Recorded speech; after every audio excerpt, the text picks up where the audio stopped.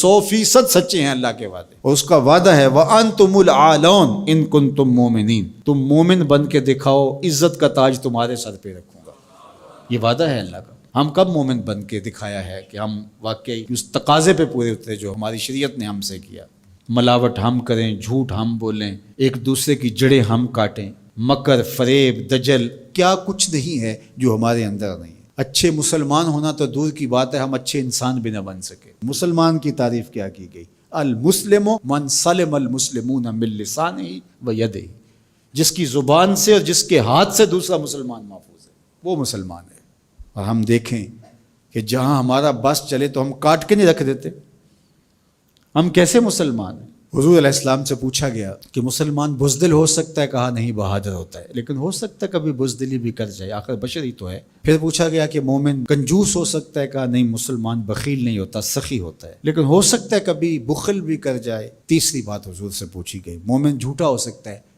حضور فرمایا جھوٹا نہیں ہو سکتا۔ یہ طے شدہ بات ہے، یہ پکی اور دو ٹوک اور سیدھی بات ہے کہ مومن ہو اور جھوٹا ہو، یہ نہیں ہو سکتا۔ اب ذرا میں اور آپ اپنے اندر اتر کے دیکھیں، آج بہانے بنائے۔ تاجر کہتا ہے جھوٹ نہ بولے تو سودا ہی نہیں بکتا، یہ جاپان بیچ رہا ہے بغیر جھوٹ کے، تم کیوں نہیں بیچ سکتے؟ تم نے خیانت کی ہے، تم نے مال 2 نمبر بنایا، اس لیے تمہیں جھوٹ بولنا پڑ رہا ہے، تم نے بنیادی اچھی نہیں رکھی، پوری دنیا کے سودے سچ بول کے بک رہے ہیں، تمہیں جھوٹ کیوں بولنا پڑتا ہے؟ تو جو جہاں بیٹھا ہے وہ لوٹنے بیٹھا ہے۔ جب میں کہتا ہوں الہی میرا احوال دیکھ، حکم ہوتا ہے اپنا نامہ اعمال دیکھ۔ اگر کافر آج دنیاوی شان و شوکت حاصل کر گئے تو دیکھو کہ انہوں نے محنت کی، اور تم جب ہاتھ پہ ہاتھ دھر کے بیٹھ جاؤ گے تو پھر اللہ کا ضابطہ یہ نہیں ہے کہ وہ محنت کرنے والوں کو محروم رکھے اور نکموں کو نواز دے۔ تنے مردہ سے بیزار ہے حق، تنے مردہ سے بیزار ہے حق، خدائے زندہ زندوں کا خدا ہے۔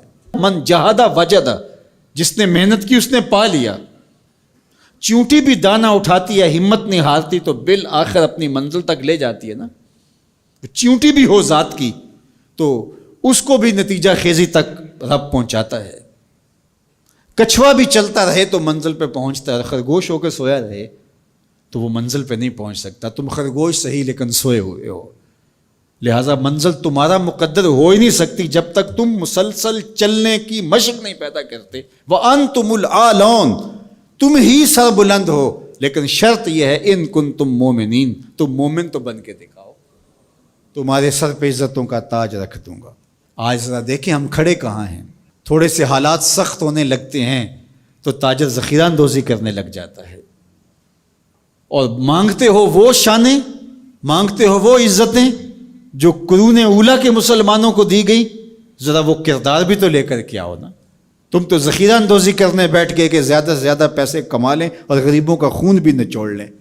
اور مدینے میں تھوڑے سے حالات تلخ ہوتے ہیں، تھوڑی سی قحط سالی کے آثار ہویدہ ہوتے ہیں، اور حضرت سیدنا عثمان غنی رضی اللہ تعالیٰ عنہ کا تجارتی قافلہ غلہ لینے گیا ہوا ہے شام میں۔ تو جب وہ شام سے واپس آتا ہے تو مدینے کے کچھ تاجر آتے ہیں اور کہتے ہیں کہ جناب یہ جتنا غلہ ہے اونٹوں کے اوپر ہی ہمیں بیچ دیجیے، ہم سے 2 قیمت لے لیجیے۔ فرمانے میں اس سے زیادہ قیمت میں دینا چاہتا ہوں۔ تو کہا جناب 2 گنا لے لیجیے۔ فرمایا نہیں۔ تو کہا کہ اتنی قیمت ہم آپ کو دے رہے ہیں تو آپ نہیں دے رہے۔ کہا کہ میرے پاس ایک ایسا تاجر ہے جو 10 گنا قیمت دے گا۔